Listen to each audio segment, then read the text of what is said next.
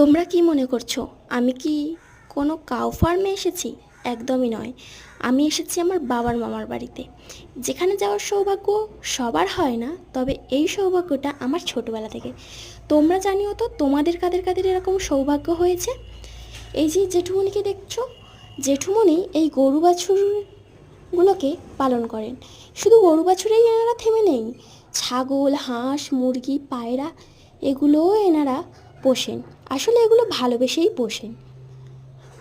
আমি যখন ছোটোবেলাতে যেতাম তখন এনাদের বাড়িতে 40 থেকে 45টার বেশি গরু বাছুর।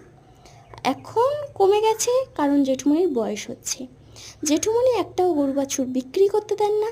সঙ্গে কেউ মারা গেলে তাদের শোকে জেঠুমনি কাতর হয়ে পড়েন।